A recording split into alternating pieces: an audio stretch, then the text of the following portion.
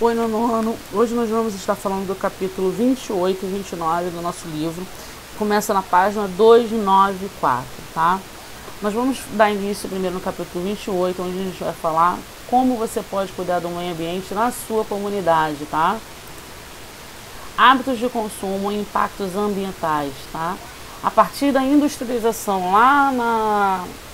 que a gente tem na primeira revolução industrial, onde há a produção de consumo, onde há o aumento de máquinas, a utilização de carvão como combustível dessas máquinas, a gente vem sempre sofrendo com o impacto ambiental, tá?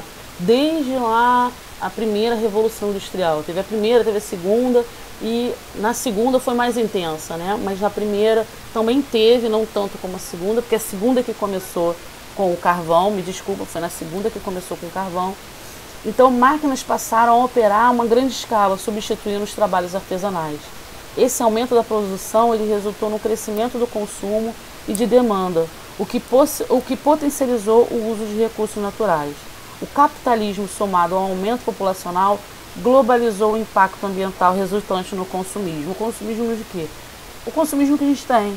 A gente está querendo sempre alguma coisa de comprar exageradamente produtos sem ter a necessidade total daquele produto. Isso é que a gente chama de consumismo, tá? Quais são as atividades que a gente, como pessoa, que vocês, como pessoas que querem viver num planeta bem legal, podem estar fazendo, tá? Algumas atitudes individuais, ou seja, cada um pode fazer, ou em grupo, ou no seu prédio, no seu condomínio, ou nos seus amigos de igreja, que vocês podem estar fazendo para ajudar a conter os danos ambientais por meio da mudança de hábitos e promoções de ação para sensibilizar outra pessoa sobre o nosso papel no ecossistema. Porque não basta a gente dizer assim, eu vou jogar um lixinho no chão, mas eu estou dando emprego pro catador de lixo. Mentira, você não está dando emprego pro catador de lixo.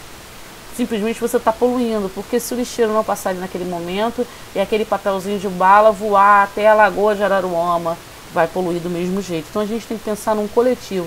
A gente não pode pensar em nós mesmos, tá? Essas atitudes, elas podem ser adotadas na casa, na escola, no seu bairro, ou apoio em todas as comunidades, tá? Realizar amostras culturais, como assim?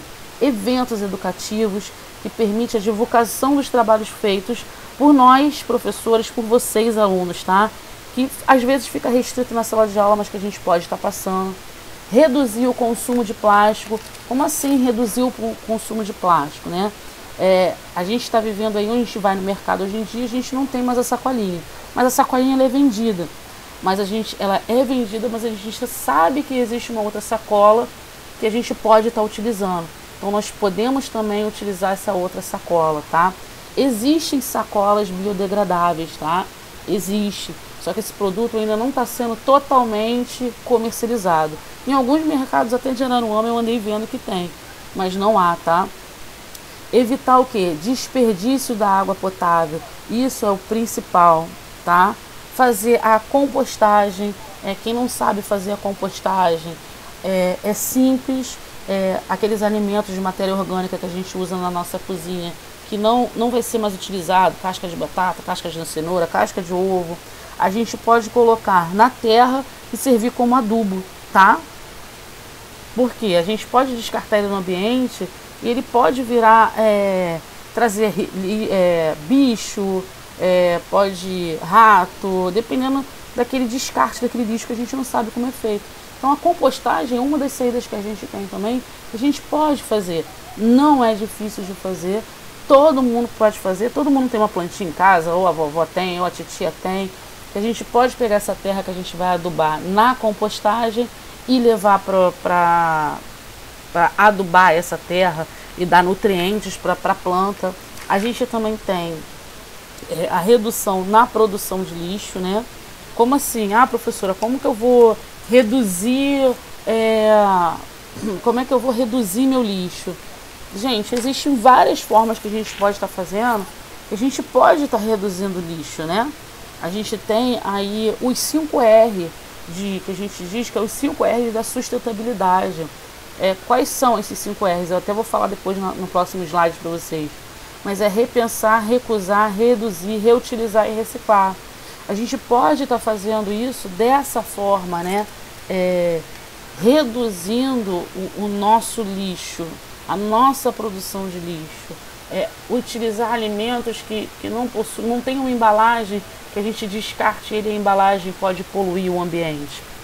Como assim? Os 5 R's da sustentabilidade vai enfatizar aquilo que eu estava falando ontem, que eu estava falando anteriormente sobre reduzir o lixo. Repensar. Como a gente pode repensar? A gente pode repensar nas nossas práticas em relação com o meio ambiente, né? O impacto que a gente pode estar causando na natureza. Recusar, a gente pode estar recusando produtos não recicláveis, não biodegradáveis. A gente pode dar preferência a outras mercadorias.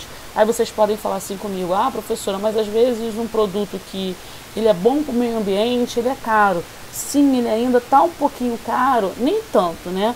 Mas ele ainda está um pouquinho caro. Por quê? Porque a procura é muito pouco. Então, para o produto ele diminuir seu preço, a demanda ela tem que ser maior, o que não é o caso. As pessoas procuram qualquer tipo de material, não importa se ele é biodegradável ou não, para simplesmente ficar bonito. Eu vou dar um exemplo para vocês. Existe uma telha de PVC que todo mundo está usando agora, que ela é bonitinha, né? Ela parece aquela telha colonial de barro, mas ela é de PVC, ela vem uma placa grande, ela substituiu aquela telha que a gente tinha de amianto. É bonitinha? Ela é bonitinha. Ela custa em torno de R$70, né? Em torno de R$70. A telha biodegradável, que ela possui uma placa ainda que ela é isolante térmico, ela é feita com restos de casca de lixo, ela custa o mesmo preço. Dependendo da quantidade que você usa, ela custa o mesmo preço. Porém, as pessoas ainda preferem a outra porque a outra é mais bonitinha. Essa da casca de ovo, ela não é tão bonitinha, então as pessoas preferem comprar o que é mais bonitinho. Então, por isso que a gente tem que recusar. A gente tem que fazer esse produto biodegradável.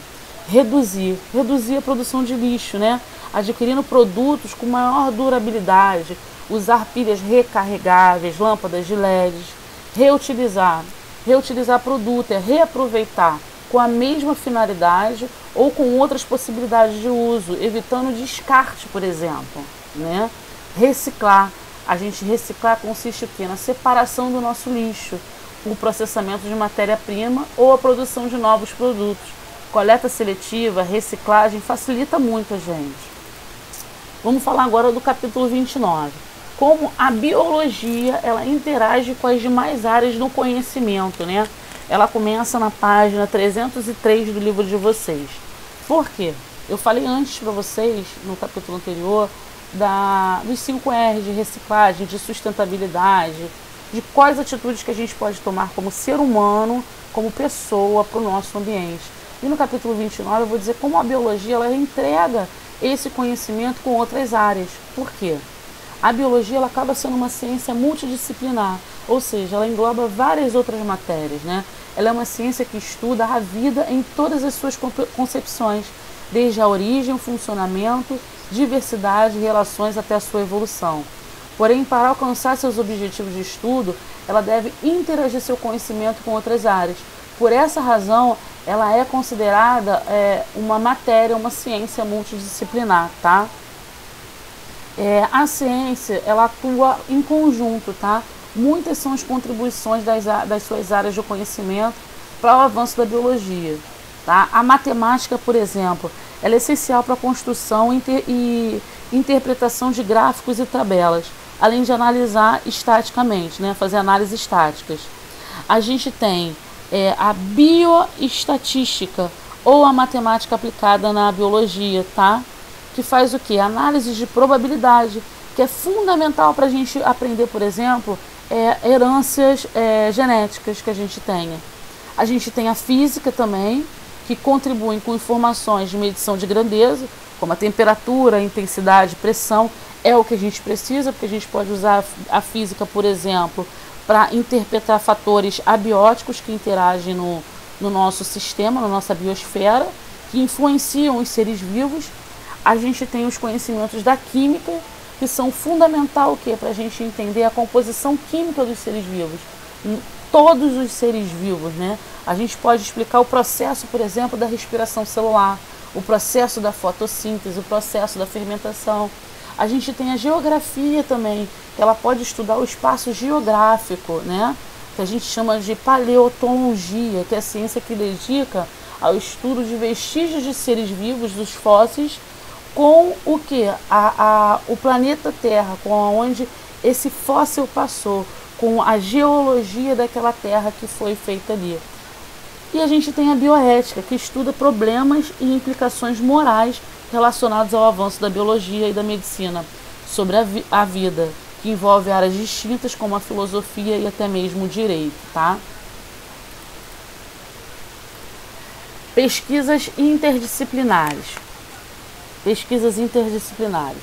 No século XX, a gente foi caracterizado por um grande processo da biologia associados aos avanços tecnológicos. Vou mostrar para vocês aqui algumas pesquisas interdisciplinares que envolvem a biologia. A descoberta da estrutura do DNA, né? A gente descobriu a dupla hélice, foi descoberta lá em 1953 e com isso vem ajudando a gente a interpretação, porque que as pessoas são diferentes e são diferentes conhecimentos. A gente tem a teoria da deriva continental, que é onde tem as nossas placas tectônicas com formações geológicas. A gente tem o PCR, né, que é o método que a gente utiliza na biologia molecular para ampliar o número de segmentos específicos de um DNA, gerando cópias de uma sequência de DNA, que tem até o projeto Genoma Humano aí. A gente tem a pasteurização, que é um método de conservação do alimento, né, químico, que a gente tem baseado lá nas leis de Pasteur, que Pasteur vivenciou isso. A gente também tem a descoberta de novos planetas, que a gente tem com a astrologia, que é uma área que estuda a nossa Via Láctea, né, e o nosso planeta em si. Então, nesses capítulos eu falei para vocês como o ambiente ele interage com a humanidade, como a gente pode contribuir, né, no caso. Eu falei para vocês quais são as atitudes que a gente pode ter, os 5 R's, o que é a sustentabilidade. No capítulo 29 eu falei como a biologia é tão importante para a gente por ela ser uma matéria multidisciplinar, quais são as matérias que ela interage, que relação tem essa interação, né? E eu falei para vocês algumas pesquisas que envolvem a biologia e outras matérias, tá? Interdisciplinares. Eu espero que vocês tenham entendido a matéria. Qualquer dúvida, deixe nos comentários que eu estarei respondendo. Tenha uma ótima semana.